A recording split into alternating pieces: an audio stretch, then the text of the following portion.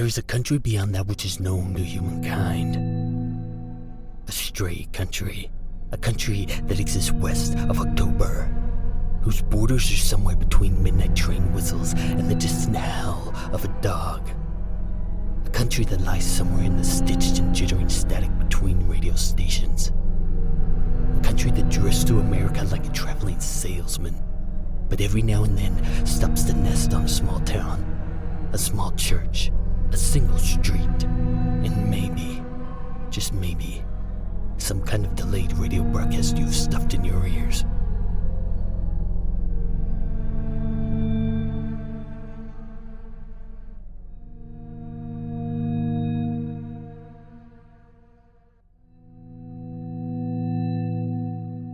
Chapter 26. The Slaughterhouse, Unemployed, on Parade.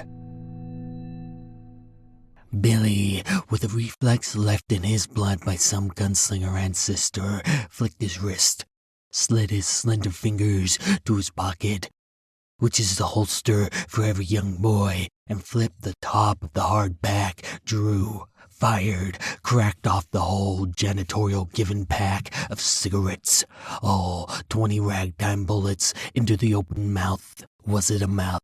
It looked like a mouth of the plastic sack. It swallowed them whole, easy, the whole goddamn cracked open lot of 20. With the hiss and whistle of a death row inmate, all shuffling towards old Sparky. Yes, hungry mouth the sack took the drag of 20 cigarettes at a time and flagged towards the ground, sounding like a million horrible things quilt bagged together. A scratched record, a broken movie projector, the crack and pop of reels of film in a fire. A convict sizzling away his sins in the electric chair, a broke carousel trying to spin, a yellow newspaper tendering a fire, a cat let out of a bag, the shuck and hum of Mary Brogan toasting her lungs to Philip Morris, a bouquet of mortuary flowers resting on a coffin. A ripped American flag flapping red and white tendrils in long lost July.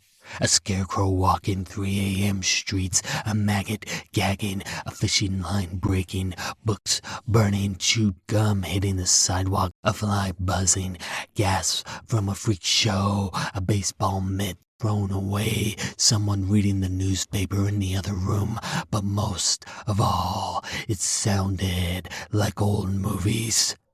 World War II movies, a B-17 shut down by the Germans, tail spinning like a broke-winged bird, screaming the sky to fire and smoke and brain what might have been Mayday, Mayday, Mayday, with a throat full of static stolen from the throat of some old radio. And the boys were gone. Reverence dropped in a tornado alley outbreak of boy lightning. Gone, gone, gone. Leaping choir chairs, pulpit walls, rolling, smacking, knocking into pews and blowing hymn books by, shaking stained glass. The foyer, the front doors, the sidewalk, the suburban streets, going, going, going, the whole Jesus factory, just a footnote behind them, a postage stamp on a sent letter, never slowing, accordion lungs heaving all the way for the safest place in a boy's whole world, his very own. But the boy stood outside their house.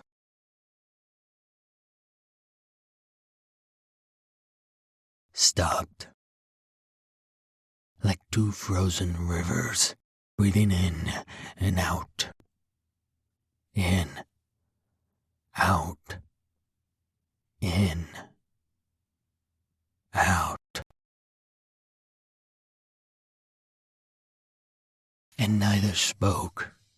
Didn't need to, couldn't, because of the calamity of clanging thoughts banging pots and pans inside their own heads. Yes, it was where they lived. Yes, that much was true. But that word, house, they had both thought of it. House, not home. And didn't that word mean some kind of nothing? Didn't that word mean they didn't own it? Yes, as a child of a banker, Billy knew more than most.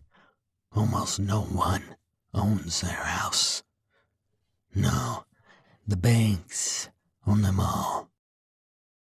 And isn't it strange to think Wall Street literally owns Main Street? Leases the witch's cabin keys to bitter, small-minded people. Isn't it strange to think Main Street was a Wall Street invention? Some kind of money-pressed machinery. Suddenly, the house they'd been raised in didn't look very much like theirs at all. Yes, quite suddenly it looked very, very unfamiliar. The whole canon of Western culture loomed tall in front of them. The moon slung low behind it. The boys cast in a second-rate shadow. The black asphalt of polite streets beneath their feet. They watched the house like they watched TV. Eyes refusing to blink, mouths cracked for extra air. The rest of the world shut out. It looks... Jack didn't know what to say. Different was Billy's best word, but it felt like saying tough luck at a funeral. Some kind of shit show word, impolite and oblivious to the horror. Jack blinked. Billy blinked. Both watched their very own house like horror film TV. Why does it look so? Jack fumbled for the right word. Different. Billy fumbled with the wrong word. Jack blinked. Billy blinked. The boy's eyes clicked, snapped, took picture after picture of the quiet cardboard house, trying to figure out why it resembled a murder scene. Billy scratched his elbow. Jack watched the itch. An itch like that, strange, here in front of a boy's own house. Jack remembered getting itches like that first day of junior high, first day of school usually, first time talking to a girl he liked, first time selling something, first time confessing sins to the church, first time hearing the preacher pulpit pound about Satan's scarecrow press, what printed up pictures of naked women, and knowing at home waiting 3 such magazines already cut up, waiting to be peddled. Jack knew an elbow itch wasn't a regular itch. It was an itch a boy felt at his most uncomfortable. Itch like that in front of a boy's own home. Jack couldn't take his eyes off Billy. What? You itched your elbow. So? Jack wondered. Had he misread the itch? Why are you standing in the street? Jack asked. He licked his lips. Why are you standing in the street? Billy asked. He licked his lips. I'm waiting for you to go first. Jack eyed his brother. Billy eyed his brother. I'm waiting for you to go first. Somewhere, a single autumn leaf fell. You first. No, you first. The boys eyed each other like gunslingers. Jack squinted. Billy cocked his head. The night watched very silently. Seems like neither of us wants to go home. Billy nodded. Yeah, seems. Jack looked back to the house, to the tinted up plywood playhouse covered in the grit and spittle of night. But it wasn't just the night dripping all over it like old axle grease. No, where the warm glow of the windows didn't do anything for him. The blue lights spilled from televisions didn't invite a swim. Hell, he could imagine it by summer daylight and still not want to go inside.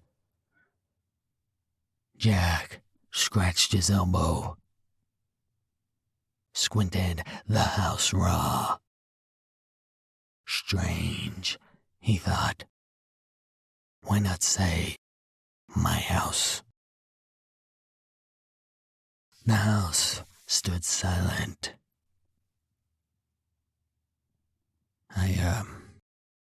Jack closed his eyes, had to dam the stream of houses with his eyelids. Swallowed. Tried again. I don't want to go in. Me neither, Billy said. The house rose on the night hour like a barber chair pumped tall. How come? Jack asked. Billy shrugged. How come you don't? Billy asked. The wind whistled a hymn through harmonica leaves.